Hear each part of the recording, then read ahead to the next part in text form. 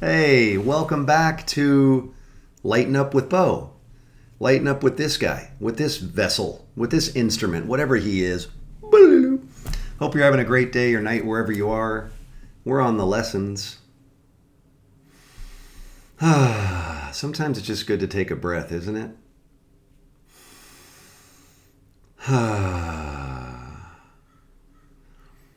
Hope you enjoyed the lesson yesterday. Hope it was meaningful. And remember, even if it doesn't feel meaningful, in these beginning phases, the ego mind is always measuring. Is it working? Am I free? The truth of who we are is already free. It's already been free. It will always be free, as are you. These lessons are designed to have us come back into remembrance of the truth that is always true. The truth that will set us free. The truth and the peace that passeth understanding. We don't need to understand. We just practice and affirm that the truth is awakening within. And we go about our day. So lesson 14. God did not create a meaningless world. There's that word again, meaningless. Right? At first it was my meaningless thoughts are showing me a meaningless world. Now I'm upset because I see a meaningless world. A meaningless world births fear, engenders fear. Now we're at God did not create a meaningless world. Thank God. The idea for today is, of course, the reason why a meaningless world is impossible. That was the sentence in the opening paragraph of the last lesson. What God did not create does not exist. I'm going to say that again. What God, infinite life, never-ending life or creation, what God did not create does not exist. And everything that does exist, exists as it created it. Again, as I told you, I like to substitute the word it for the word he. I think as we move into a more universal language, when this book was written, it came out that way on purpose when Helen Schuckman channeled Jeshua, Jesus. And now I find it purposeful to recalibrate some language for those that might be triggered. Everything that does exist exists as it created it. The world you see has nothing to do with reality. It is of your own making, and it does not exist. Now, I'm going to keep using the dream metaphor because I think it's the best one. We create magical realms when we go to sleep at night. It's clearly existing within a mind, yet they have no reality. And what the Course in Miracles is asking you to ponder, to be with, is that the soul, your true self, the self beyond form, the self that is in infinity, that fell asleep and is dreaming a bunch of fragmented minds in a dream. Is it not possible that who you are is not this identity? That this is the dream? Is it possible? Does it ring true in your soul? Did you watch the movie The Matrix like me and go, yeah, there's something, it's not that I'm not experiencing this, but I think what I'm experiencing is not real. There's an unreality to it that I can't explain. Paragraph 2, the exercises for today are to be practiced with your eyes closed throughout the whole time. The mind-searching period should be short, a minute or so at most. Do not have more than 3 practice periods with today's idea unless you find them very comfortable. If you do, it will be because you really understand what they are for. The idea for today is another step in learning to let go the thoughts which you have written on the world.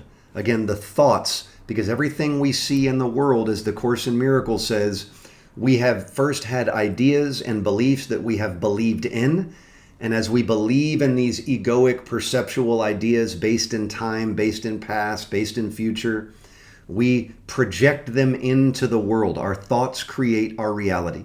So that's what it means by the thoughts we have written onto the world. The idea for today is another step in learning to let go the thoughts which you have written on the world and see the Word of God of infinite life in their place. The early steps in this exchange, which can truly be called salvation, can be quite difficult and even painful. Some of them will lead you directly into fear. You will not be left there. We will go far beyond it. Our direction is toward perfect safety and perfect peace. So for all my spiritual brothers and sisters who are listening to this, in this now moment, or 50 years from now, as we practice these lessons, Spirit is saying some of these ideas in these early steps, they will lead you directly into fear. And some of you might go, well, I don't want that. I want peace and love only. But many of us get caught in wrapping spiritual blankets, spiritual bypass around the process.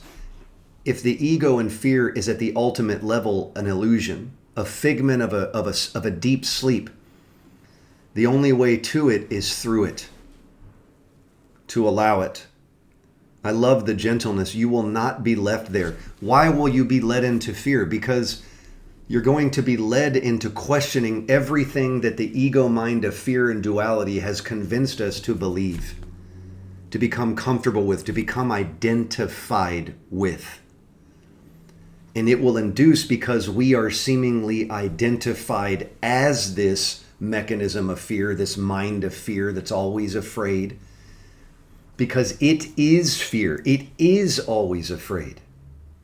And now it's terrified that we are allowing the light in. It's terrified to be dispelled. So it's normal to be and feel fear as we begin these. That is part of it. But you will not be left there, it says. You will not be left there. We will go far beyond it. There's our brother Jeshua, our brother Jesus saying, I am with you. And the Bible, it was quoted that the line where he said, I will be with you until the end of time, until the illusion of past and future is gone, until this belief in time apart from oneness is done. I will be with you because infinite mind, the infinite soul, is in all things forever. I will be with you. So we will go far beyond it. Our direction is toward perfect safety and perfect peace. With your eyes closed, think of all the horrors in the world that cross your mind. In the year 2026, where I'm recording this, we just flew into a country and took their president out of there. And we did some things that a lot of people are in unrest about. So it's not hard. Think of all the horrors in the world that cross your mind. Name each one as it occurs to you. So remember, it says this is only to happen for about a minute, but as they're happening in your mind when you officially start the practice, you'll name it. And then deny its reality. God did not create it, and so it is not real. Say, for example, God did not create that war in Venezuela, and so it is not real. God did not create that airplane crash in blank, and so it is not real. God did not create that disaster, that hurricane in Florida, and so it is not real. God did not create that cancer. It says illness in the name of so-and-so, and so it is not real.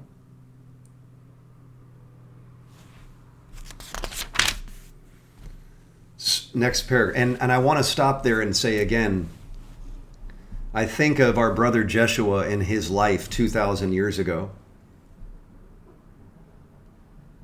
And there's a moment where, is it Pontius Pilate who's threatening him? And he said, don't you have anything to say? Like, don't you understand that I have the power to crucify you? And there's a line, I think, in one of the Gospels where, there's a quote where he says something like, you would have no power over me unless it were given to you. Meaning he has no fear of death because he knows death is an illusion.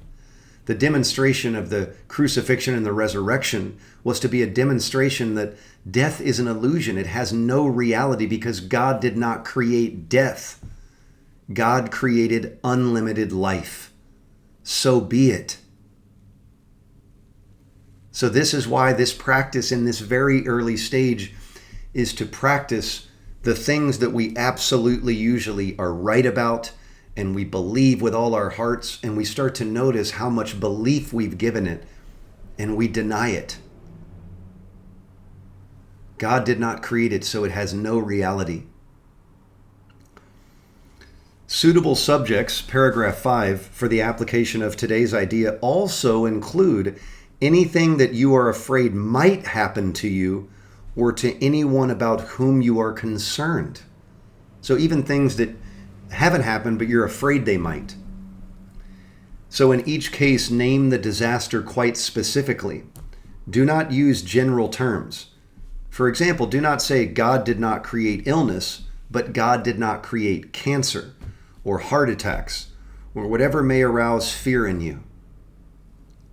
You might think of a parent like I might, even though I've done the course for years and there's the idea that death is an illusion, but I can see that part of the ego mind that still exists in this, that has a voice that goes, I'm going to fail my earthly brothers and sisters called parents.